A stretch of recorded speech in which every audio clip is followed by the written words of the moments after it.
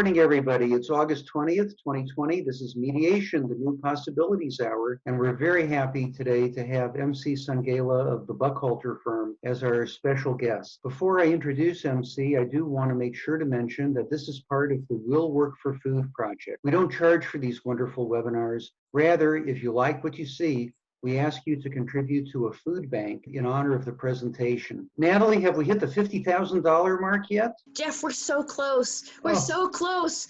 We can do it. I know we can. We'll get there. So we're at almost $50,000 raised through the sheer generosity of people like our viewers today and people who have viewed our past webinars. Thank you all so much for your extreme generosity to fight food insecurity at this very important time. Now, let's get to our guest for today, MC Sungaila. She is the chair of the Buchalter firm's Appellate Practice Group, and she just joined the Buchalter firm in a very significant and wonderful career move for her. According to Chambers USA, where MC is ranked among the country's top appellate lawyers, clients describe her as a phenomenal writer, an excellent strategist. She advises on the business side just as well as she does on the legal side, a gifted appellate lawyer who consistently delivers bottom line results. She has been recognized for over a decade by the Los Angeles and San Francisco Daily Journal as one of California's 100 leading women lawyers, and she is a recipient of 2 back-to-back California Lawyer Attorney of the Year awards, sometimes called the Clay Award here in California, a very coveted honor. But even greater than that, in 2017, she was awarded the Ellis Island Medal of Honor. Other recipients include 7 United States presidents, Nobel Prize winners, star athletes, leaders of industry, artists, and others whose work has made a lasting impact on humanity for her combined professional achievements and humanitarian and pro bono. And MC, we're so glad to have you here today. You are a true superstar. We're delighted to have you as our guest. Please tell us about Sir Bruno and the charity that he runs helping to combat food insecurity in the Orange County, California area where you live. Thank you, Jeff. Yeah, I'm really excited to highlight Sir Bruno's efforts, which have been recognized by CNN, the Pope, and a whole array of other laudable folks. He is a chef at the Anaheim White House restaurant here in Orange County, but he is really most well known for the work he does on behalf of motel children and their families. So he discovered that there were children and families who lived in these motels because they didn't have enough wherewithal to have a security deposit or to pay for an apartment. And obviously there's no kitchen in the motels. So he took it upon himself to feed them dinner every night. And now he does it through the Boys and Girls Clubs all throughout Orange County, and he has chapters springing up all over the United States now replicating his model. And during the pandemic, he served his 1 millionth meal, and it's typical Sir Bruno in that when the pandemic hit and the lockdowns happened and his restaurant couldn't function, I mean, he couldn't act as a restaurant, he didn't really even worry about that. He decided, well, the most important thing was, how am I going to continue to feed the kids? And how am I going to continue to feed families? Because now there's an increased need during the lockdowns. So he just went to work on that and fed it, did his millionth meal, cooking food himself with some of the folks on his staff, and he had other restaurants join him as well. And they had huge drive-through lines where they gave food to a whole new branch of families in the county. So he really merits support. He's continuing to do this as he always has for years. And if you'd like more information or to donate, his website for his charity is CatarinasClub.org. That's CATERENAS club.org. Wow. Well, God bless Sir Bruno for doing that. 1 million meals for kids. And thank you so much for bringing this very worthy cause to our attention. Now let's talk about mediation and appeal, shall we, for a little while? And then we'll talk about it. Then we'll open it up to questions from our audience. So first, MC, as an appellate specialist, why don't you tell us about the role that you play in mediations? Is it a behind the scenes role? Is it an active role? Pull back the curtain a little bit and please let our audience of mediators understand this better. Sure. Well, I think it's both forms, and I have also served as a volunteer mediator for the State Court of Appeal as well previously. So I've been a mediator on appeal in a few cases, and also have worked in mediations. So sometimes I'll give the example of me showing up at the mediation and being part of it. There's two most likely circumstances where that happens. One is right after a judgment, right after a jury verdict, where the parties are wondering, okay, now what are we going to do? Are we going to go to the mat and pursue it on appeal? Or would we be better served to resolve it? Is there something, either we don't want the risk of the appeal, or we don't want to have to shell out the money for the appeal, or there is some solution we might be able to reach amongst ourselves that would be better than something a court of appeal could give us. So there's some kind of creative resolution we could get to. So in that circumstance, typically before there's an appeal, I'm usually involved, often at the mediation table with trial counsel and the client, partly because everyone wants to make clear that people are serious about appealing. So typically for the potential appellant, I will be there, and I will be discussing with the mediator what my views are in terms of the appeal and where I think the strong points are for the appellant, and just kind of feeding that kind of strategy to the mediator to share with the lawyer for the other side. In the Ninth Circuit, I don't know if many people know, but in the Ninth Circuit Court of Appeals, they have a very robust internal mediator system. So very well-trained staff mediators on the circuit court will review new appeal filings as they come in. Parties usually have to fill out a mediation questionnaire, 2-page questionnaire, and the mediator will go to work to see if maybe there's some effort to have discussions. It's interesting, at the Ninth Circuit level, they're very interested in systemic litigation. So if, for example, there's an appeal pending in the Ninth Circuit, but it also has companion things still going on in the district court, that is a very good candidate for Ninth Circuit mediation, because they look at it as, we can resolve globally these problems between these parties and relieve some of the workload, both for the district court and for the Ninth Circuit through the Ninth Circuit program. So that's typically a really a red flag to them, that they want to call you in for some kind of conference. So in that setting, the appellate lawyers take the lead in that mediation.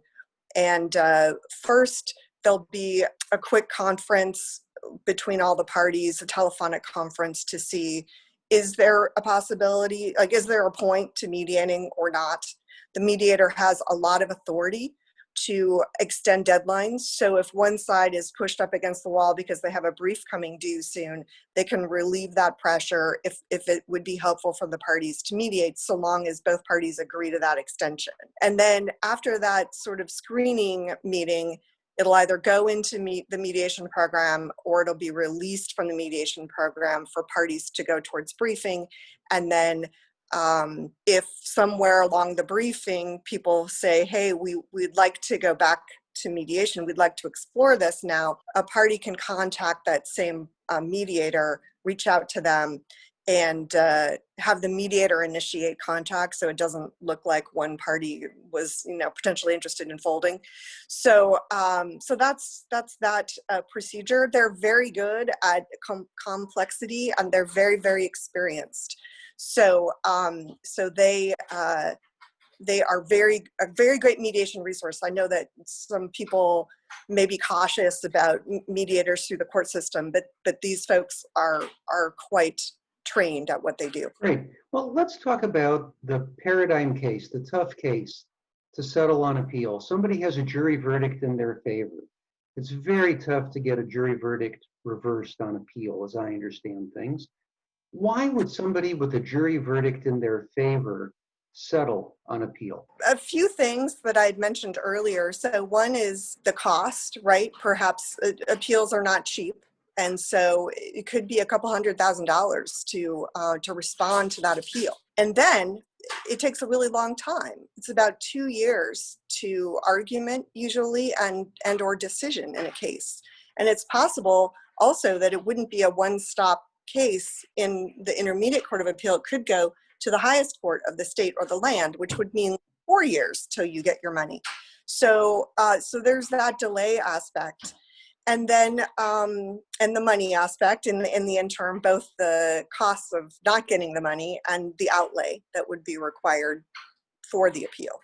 So those are a couple of things. Also, if you look at it objectively, you may say, I feel really strongly about my case and the jury did too, but maybe there are some issues that would warrant some possibility of overturning or even getting a new trial in a case.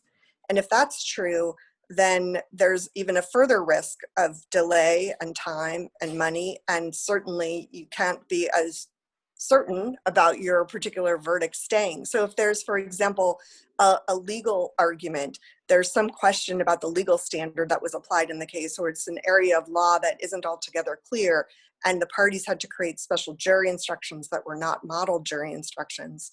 And it's in an area of law that's developing all across the country one way and the other, and it's not clear where this jurisdiction would go.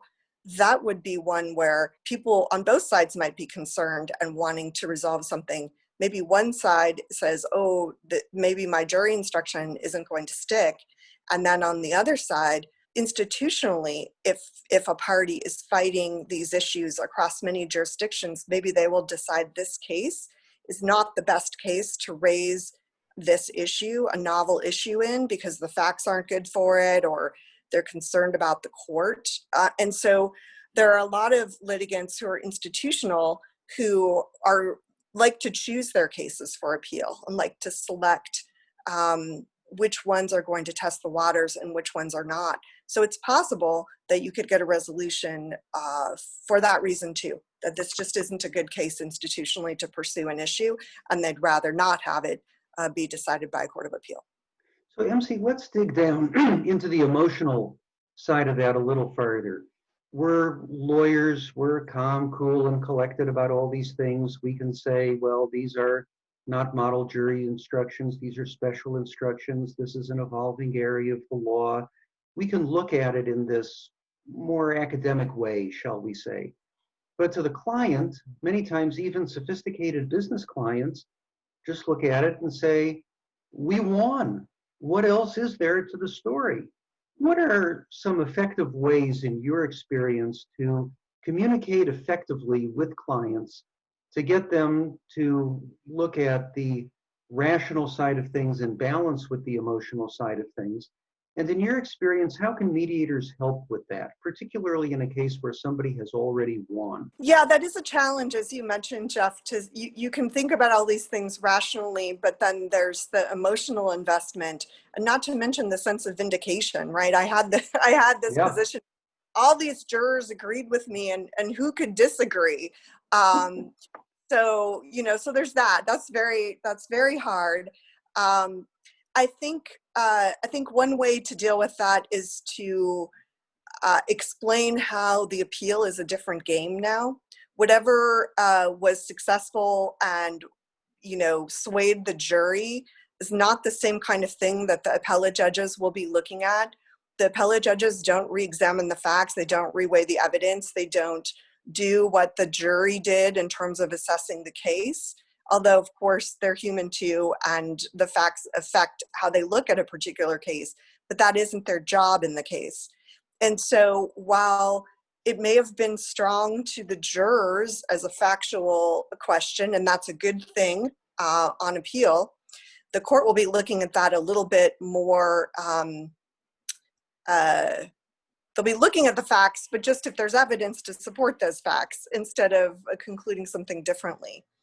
And then it's really focused much more on the law. So while the jury is guided by the law and presumed to be guided by the law, they are not making decisions about whether they got the right instruction on something or whether a mistrial should have properly been declared or what have you. So I think that explaining to folks how the appeal is different, and that's where the appellate lawyer, whether they're in the mediation or just behind the scenes, can be very helpful, both to trial counsel to understand a risk to them, because sometimes they may have their own fees involved in the case also, so they have an interest in where things are going to go, and just for them to be very clear-eyed when they're in a mediation with their client. By the time they've gone through the trial, they've drunk the Kool-Aid too and totally believe that there is no other way that this could have come out, usually, right? We won, yay, So we're vindicated, of course, again, we were always right. So, which is fine. You have to be that way if you're going to take something to the mat. By the time I take a case to oral argument, I believe there's no way we could lose, just because that's the attitude you need to have, to win. So I'm not throwing shade on it, but it is important to say this is a different ball game. And I think having a appellate lawyer who does that all the time, says, okay, here's how it's different. Here's what I'm dealing with. Here's what we can present. And here's a little more dispassionately, where I see it fitting in the development of the law. I think another aspect, even though the intermediate courts of appeal are error correcting courts and they're not policy courts, they still, they're still looking at this case not totally on its own, right? They're looking at whatever the law is in existence that is stare decisis and what they're able to do that hasn't already been decided beforehand. So they're constrained by prior case law. And second of all, they are, especially in novel areas, interested in the outcome, not for these parties alone, but for others. How does this rule of law affect law generally? If they decide this rule in this case, how does it not only affect these parties, but others who would bring the same claims? And do they like that result? It may be a result they feel comfortable with in this case, but if there are other outcomes that they, may not be comfortable with down the line, they'll keep that in mind. And I think that's a big difference between an appellate court, which is dealing with the law, but also is concerned with cases and parties that aren't even before it in terms of how it decides something. A jury and a trial judge are only concerned with the parties in front of them, and they can make different assessments of the case based only on that case. And I think that's a different mindset that it'd be helpful for people to appreciate. The decision makers are operating not only in a different realm, law versus facts, but they also have a different role and they'll be looking at it differently. I think the best way to explain it, especially at the Supreme Court or policy level, but even at the Intermediate Court of Appeal level, there's sort of this babbling brook of the law. The law is just going along and you're like a pebble in that stream. And you want to show, if you're the advocate, that the outcome you want is sort of going with the flow. The law is going this direction and it should go with us. But I think that when the court's looking at it, it's always wondering about the ripples of that pebble in the water beyond where it just fell, that is beyond the parties.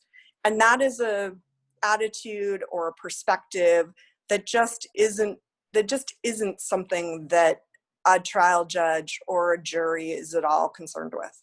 These are great tools that we as mediators can use, the babbling brook of the law, as long as we're not the babbling mediators of the law, I suppose. So let me ask you, MC, perhaps there's an apocryphal story, let's call it apocryphal for purposes of this conversation, that we as mediators could use really to put some flesh on those bones and give an example. Does anything particularly vivid come to mind that we as mediators could use in teamwork with attorneys to create certain levels of doubt or concern in the minds of clients, legitimately so? Well, I think I will say one thing. I think that it's helpful to think about the different dispositions that could happen on appeal. That is different results, right? So one result that creates uncertainty for both sides is a new trial.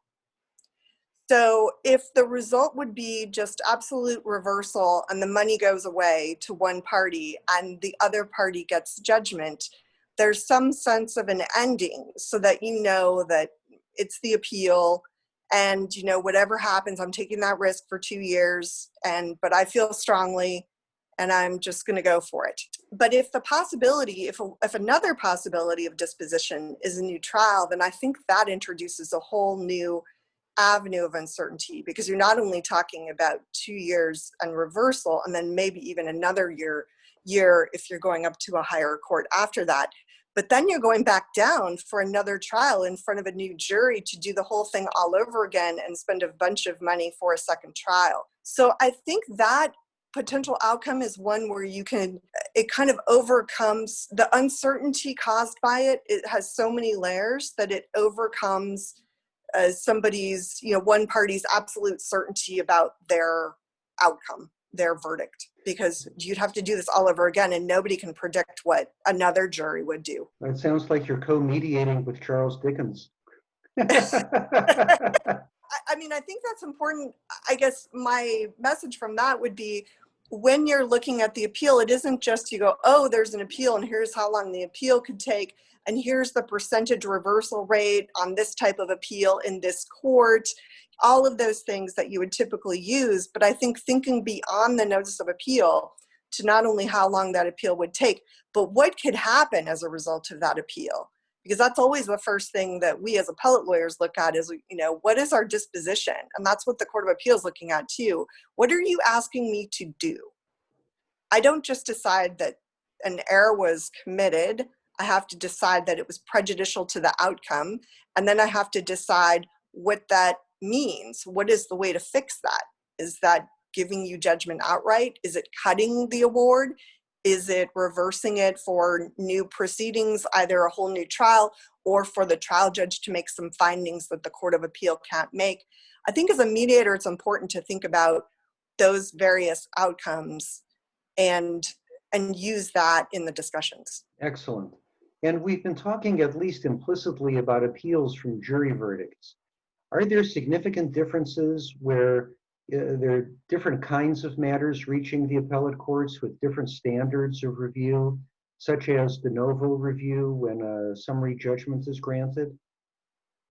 Yeah, so that's an important point as well. There could be very important dispositive motions at the early part of a case, dismissing or granting summary judgment, and then that will be on appeal. And yes, there are different standards that apply to those, and where you have a standard of review that allows a more fulsome review by the Court of Appeal, that is de novo, starting over on legal issues, for example, then obviously there's more risk on appeal because the Court of Appeal could just see it differently, and they're entitled to see it differently. And in their view, on legal issues, the law is what they do, right? So they don't feel like the trial court or has any leg up on them. If there's no sense of credibility assessment that the trial judge had to make, or really a actual fact finding as opposed to finding, no important controverted facts on a written record, that's something that the Court of Appeal feels equally comfortable doing. And so that plus the de novo review of the legal issues means there's a lot more at play on appeal. Now, MC, let's go back to the question of jury verdicts and what you just said about weighing the credibility of witnesses and things that trial courts, at least in the past, have been in a unique position to do. Now everything's on Zoom, trials, arbitrations, hearings, everything is on Zoom and presumably recorded. So do you think that appellate courts may start to say, well, hey, let's take a look at the recording of the witness's testimony, which is exactly what the jury saw, and let's see for ourselves whether this person was credible or not. Do you think that we'll see some changes in the behavior of appellate courts as a result of these new technologies? Yeah, I think that's an interesting question. That's an interesting point. It isn't clear yet whether the actual recordings, the Zoom recordings or whichever WebEx or whatever courts are using, I think LA is using WebEx, whether the actual recordings will be part of the official record. So there's still the official court reporter taking things down. That's the official record of the proceedings. But there will be these recordings. So I think there's a question about how will those be treated as an official part of the record or an unofficial part of the record. And I do think that as lawyers need to be thinking about that. If it isn't going to be part of the record, if something untoward happened during that, let's say counsel seemed to be engaging in some business they shouldn't have been, or in a trial that a juror was doing something that was misconduct that could only be shown by looking at the Zoom recording, then that would be something you as the lawyer would want to get in the record to make sure you could prove that. But whether the courts themselves are going to treat the Zoom recordings as an additional official record is still up for debate. I don't know that anyone's really gotten that far. I think everyone's just trying to figure out how to have them and do them in the courtroom. But I do think there's definitely going to be, questions about that. If they were available to the Court of Appeal, I would think they would look at them. Just like if there are, video depots, that's possible to have them look at it. Typically, the courts of appeal just look at the transcripts of things. So the transcripts of the deposition, the transcripts of the testimony at trial. But where there's video evidence, that can be specially transmitted to the Court of Appeal. So it could be the same thing with this. I definitely would keep an eye on it because in my view, I think there are a lot of potential novel procedural issues with regard to remote proceedings and the recordings of them that just haven't even scratched the surface yet. Any predictions? Well, I do think that there'll be a move by counsel to be able to use those video recordings if possible. If they have access to them, I would, and it was crucial to their misconduct argument or something like that, I would really advocate that the lawyer put it in the record if they have access to it. The question is whether they do. It might just be from the court. So then it'll be up to the court to do. It is now a occurrence from time to time in mediation briefs that through the miracles of modern technology, we get videotaped deposition excerpts and other video inserted right into the brief, and all we have to do is click on it and we can watch it. And let me tell you, it makes it for a much more engaging, sometimes even compelling experience than just reading the words on a dry page. So I wouldn't be surprised to see effective creative lawyers using that kind of technology to help bring things to life in the future. Yeah, that's really interesting. So in the appellate realm, I didn't know that, but that's really interesting to know. I didn't know that was in mediation briefs. That's really helpful to learn. But in the appellate realm, since we're still, sort of in the four corners and not multidimensional quite yet, we do hyperlinks to cases within the brief in some cases where it's very complex, so that you could just click on it and it takes you right to that page so you can confirm that's exactly what somebody said or whether somebody is fooling with the record or not. And then also there's been kind of a movement lately to add more visuals to the briefs. May not be actual videos or, things that are embedded, but because courts still get, while there's a lot of electronic filing, they still just get the paper copies. And there are a lot of old-fashioned folks on the bench, and like myself, who I would rather read the paper copies. So it's really hard to have a clickable video in that. But we do use a lot of visuals, and sometimes internally, just charting things out or recasting things in a graph or a picture or something like that to help the judges look at it a different way. Here's a way to explain it, and here's a way to see it. So baby steps towards what you're saying, Jeff. Let's talk about other aspects of creativity, MC. You mentioned a few minutes ago the possibility of creative resolutions on appeal. And for those of us for whom appeals are not the bread and butter of our practice, clue us in, please. What are some of the creative approaches to settlement on appeal that you have experienced? Well, I think that I think one of the avenues particularly is the one that I mentioned the Ninth Circuit sees, which is it isn't just this appeal, but there might be multiple cases with these same parties or these same lawyers in different stages of unfolding. And is there a way that you can globally resolve all of those and solve a lot of different headaches all at once? Mhm. And sometimes that's something that you can get more after you have something that's appealed, you have a little more sense of where things could go and gives you a sense of how maybe the parties might be able to resolve something a little better overall, rather than waiting for each of these things to be worked out individually, possibly at odds with each other, and have to work with that. So if they have some control over the coordination of the results in those cases, that can be helpful. Also, I think thinking outside the box about what can be done.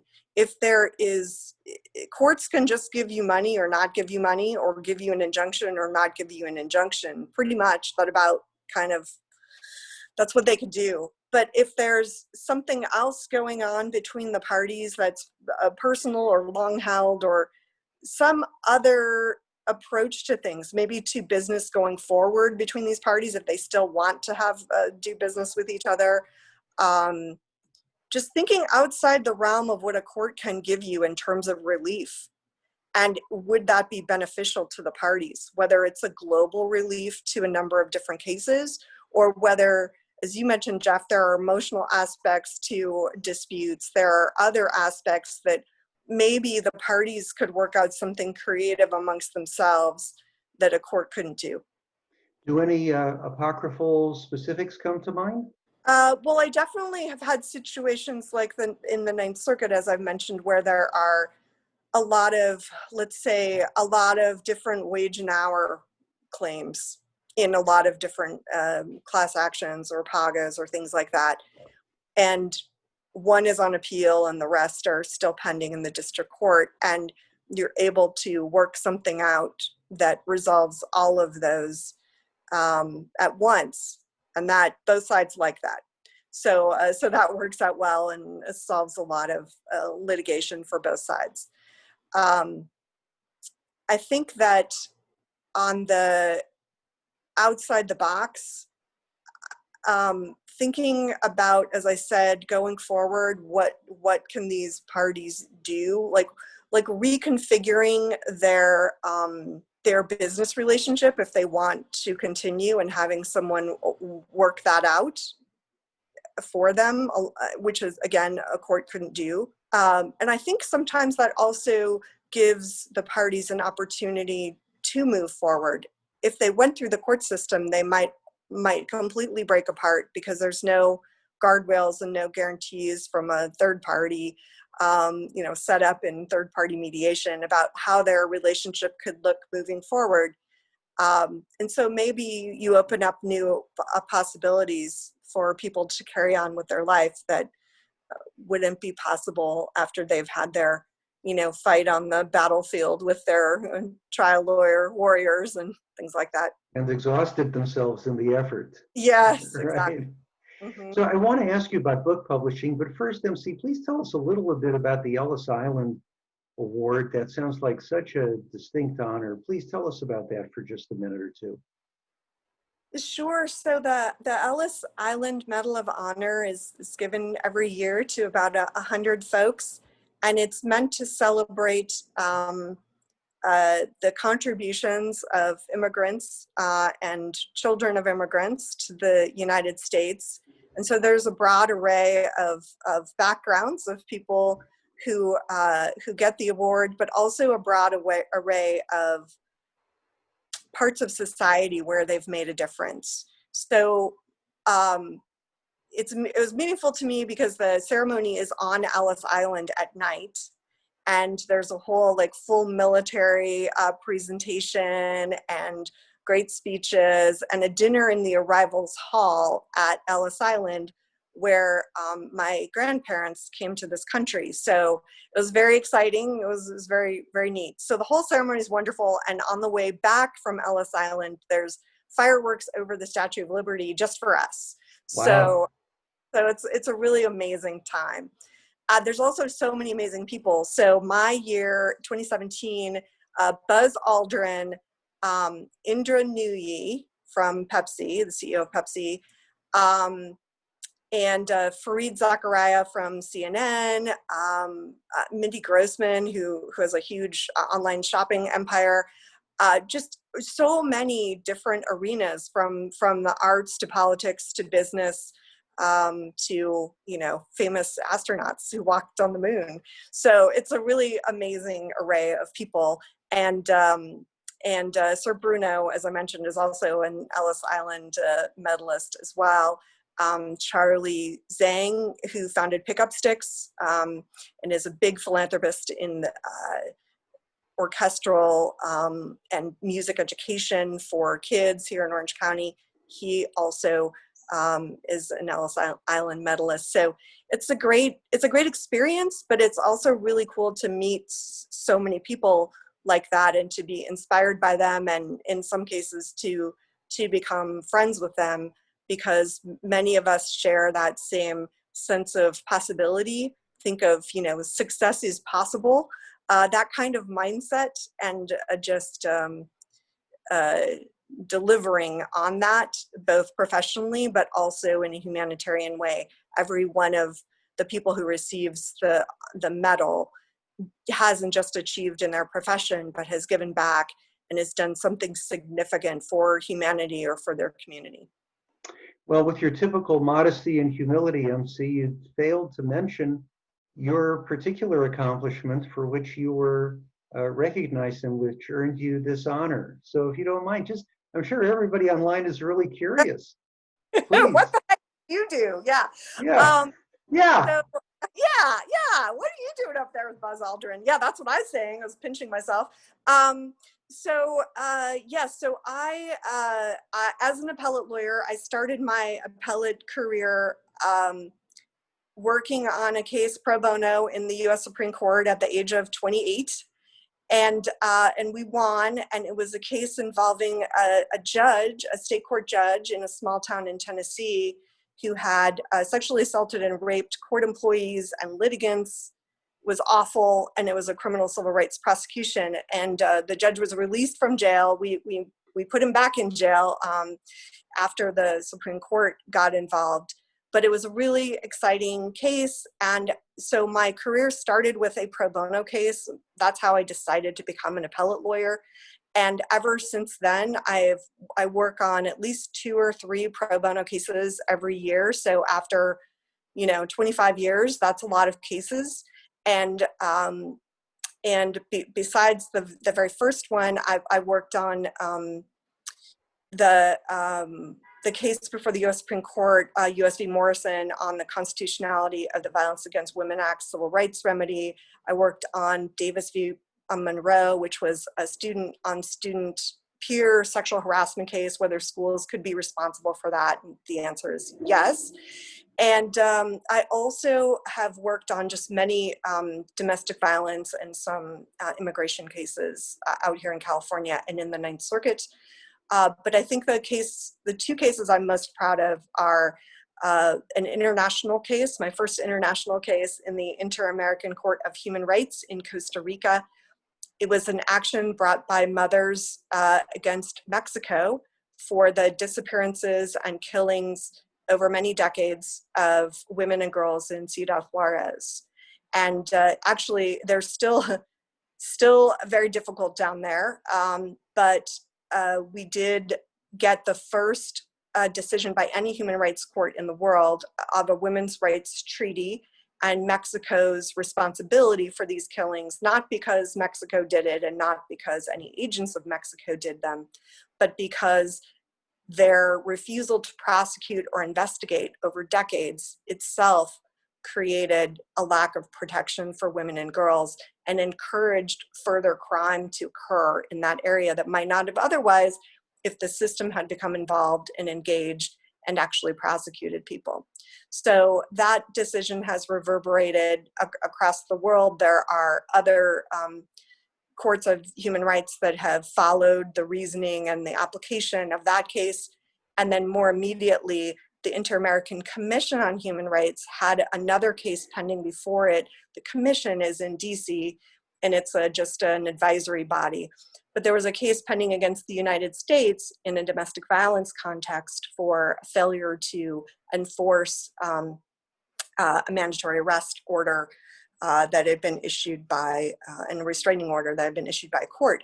So using the reasoning of the Mexico case, of the Cotton Fields case, the commission determined that the US, while it has very good laws in place, it has statutes in place, it has the order issued by the court, but it fell down on the actual implementation at the police level and at the implementation level of those orders. And that in itself was a problem in terms of respecting and ensuring rights. So for that reason, the US was also deemed to be complicit in the lack of prosecution and results from those orders. And so it establishes that you need to have all across the continuum, not just the rule of law and an order based on the rule of law, but actual enforcement of that. And that has had an impact on the local levels in this country in terms of, here's the framework of what a human rights court says we need to have in order to have a meaningful domestic violence system. And it's had an impact on the local level at state and counties. So I think those two cases are probably the ones I'm most proud of. Well, those are pretty awesome accomplishments. And I'm sure that Buzz Aldrin was very proud to receive the same award as UMC. Let's turn to a little bit of a different subject, your book publishing. I know that you're very blessed with a really warm and loving relationship with your mother, and that turned into a book project, which has been very successful. And that has also redounded to your benefit in terms of your career and client service as well. Please tell us a little bit about that aspect of your life and career. Sure. So maybe 2 years ago now, I just had this, I had a feeling that the world is in challenging times and it could use some positive input. And my mom has been sending me notes. She used to send me handwritten notes every day when I first started my law job at a law firm. Every day I would get these handwritten notes, and across the top they would say mother's thought for the day, and it would be a quote or some positive thing to just keep the day going, knowing that I would, you're discouraged when you're starting out in practice a lot. So it was her way of encouraging me amidst all of these professional things and depositions and whatever. I would get this very nice handwritten letter every day, and she's since moved on to text messages, but she's moved with the times. But it was very helpful to me, and I thought, well, maybe this will be helpful to others to hear some of the same kinds of things that she has put forward, and particularly to young women and who are starting out as well. Maybe I can help them, back up a little camper and keep going in the profession also. So I got my mom's permission. I edited many of them down and put them together into kind of a very design-heavy, colorful gift book. And we published it, and I published a second volume this year. And when I was publishing the second volume, I learned that the first volume got an independent book publishing award. So I didn't know what I was doing, and we still got an independent publishing award. So we're very proud of that. And I'm also proud that it has had a positive impact on families, and many professional women keep it at their desk for a pick-me-up during the day, which is what I had envisioned. But also a lot of families work with it. Maybe their young kids read a page or, a couple pages at night or to start their day, or people use some of the things in it and write their own notes, in the lunch box for people. So, it's exciting. It's exciting to have that happen. So the book is called Mother's Thoughts for the Day, and 25 Years of Wisdom. And it has a beautiful award-winning website as well. We also won for the best book website, so mothersthoughtsfortheday.com. And it's also been really nice because we've been able to contribute to the community through it. So it publishes in May for Mother's Day, both years. And during that month, a portion of those proceeds go to Sir Bruno's charity, Katerina's Club. And also I have given some of the proceeds to the Pacific Symphony, whose executive board I'm on, for their music education programs also. So we are giving back to the larger community through the books and sharing a little bit of our positivity with the world as well. I will say that one of the two things that were unexpected that had a bigger impact from my doing this. One was that I really trusted my gut to do it. I really had no idea why I was called to do it or even how to do what I wanted to do. But I had a vision for it, and I just thought, I don't know what's going to happen, but that's okay. It's okay that I don't have this big plan, or that, I could just totally fall on my face. That could happen too. But I just trusted my intuition and just kept following it all the way. And that has had a really big impact on me in terms of how I make other decisions in my life, professionally. Just trust your intuition with things. If you really feel strongly about something, just keep pursuing it. And I that's a gift that the whole publishing ethos has given me that I didn't expect. And then the second thing was the best outcomes were the unexpected outcomes, which were, like I said, the entire families coming together and reading the books and reminding them of their parents and sort of bringing together all of these different generations in a family. That was not something I'd envisioned, but it's a beautiful outcome. Oh, that's fantastic. Thank you so much for sharing some of those personal aspects with us, as well as the business aspects. We have just a few minutes left. We have about a dozen people on the video, on the webinar here. And if anybody has a question, I assume some people do, please unmute yourself and please ask MC your question. Okay, so I have a quick question. I happen to be a special master of the Appellate Division, the second department in New York. And I, first of all, want to thank you, MC, for this wonderful presentation. We have a program, it's part of the Appellate Division, where we mediate appeals post-perfection, where the briefs are already done.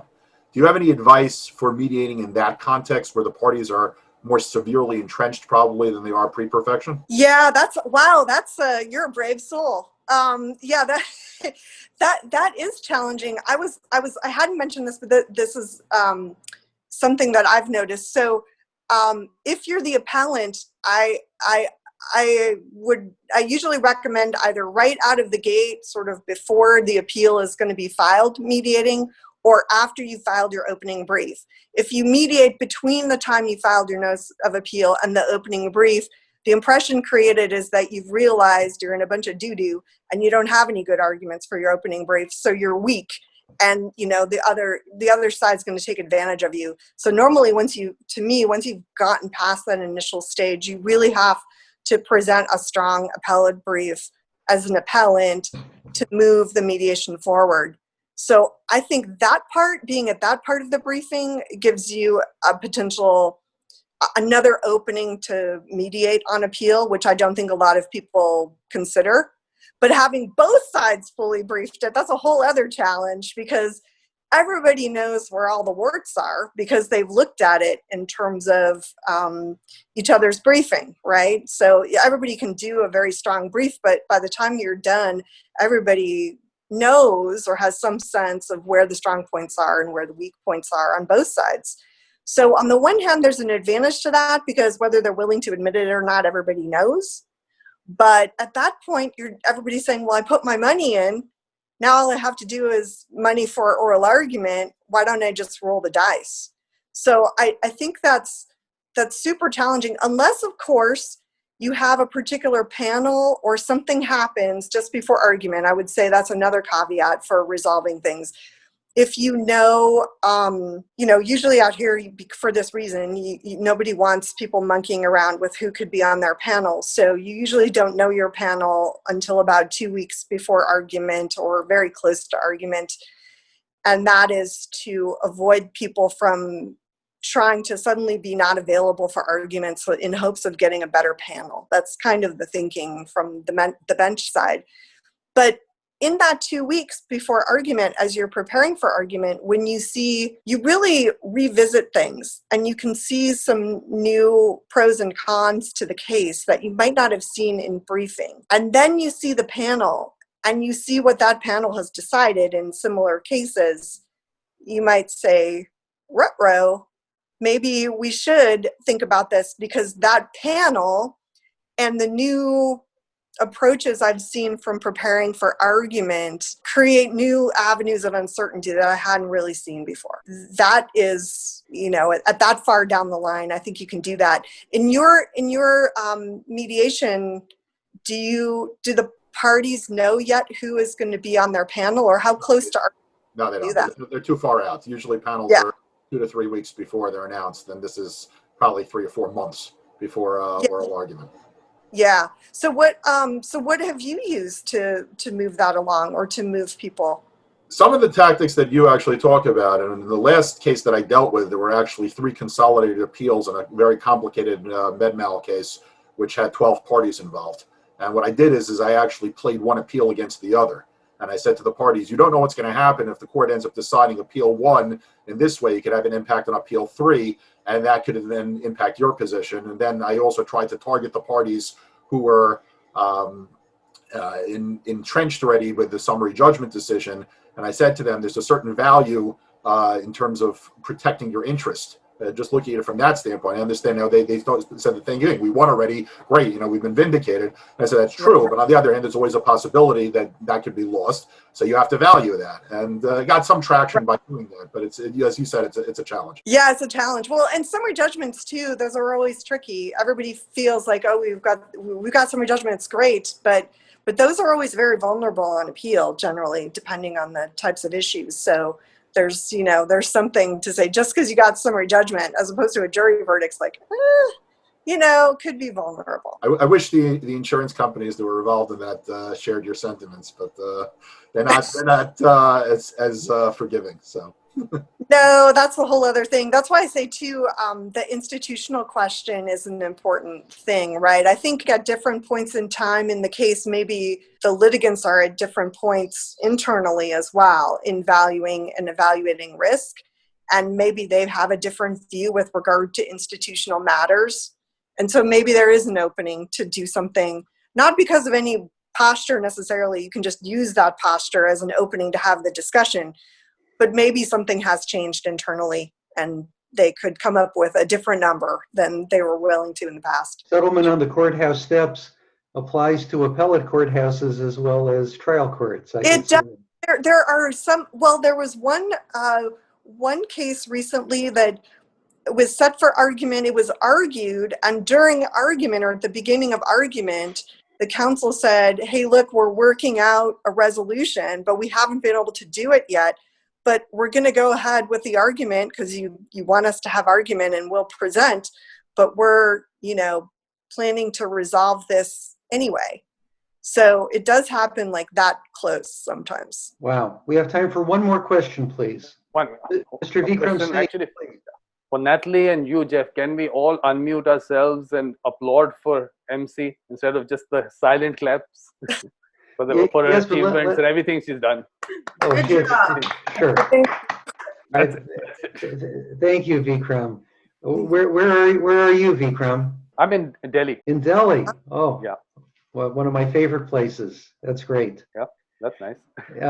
Anybody else? We have time for one last question. I just want to agree that not only do you show that you're a brilliant lawyer, especially appellate lawyer, but you're clearly a well-deserving human being in terms of your humanitarian effort. And I really enjoyed both aspects of this presentation. So thank you for taking the time. Oh, thank you. Of course, Jeff. I've known Jeff a long time, and we've done work with Rand together. So, of course. MC, thank you so much. Let me echo and amplify everybody's comments. This has been a wonderful hour learning about your humanitarian efforts, your public service efforts, getting so many insights into the appellate process, how we as mediators can do a better job helping lawyers and their clients when we're mediating cases on appeal. Let me thank you as well for drawing our attention to Sir Bruno Serrato in Orange County, California, his efforts to combat food insecurity, especially among children. And that's Katerina's Club, CaterinaSClub.org. And we encourage everybody to support that worthy cause. And with that, we thank everyone for attending. And Natalie, thank you so much for organizing the Will Work for Food project and publicizing all these incredible webinars so well. MC Sungaila, thank you for a truly extraordinary hour. We are complete.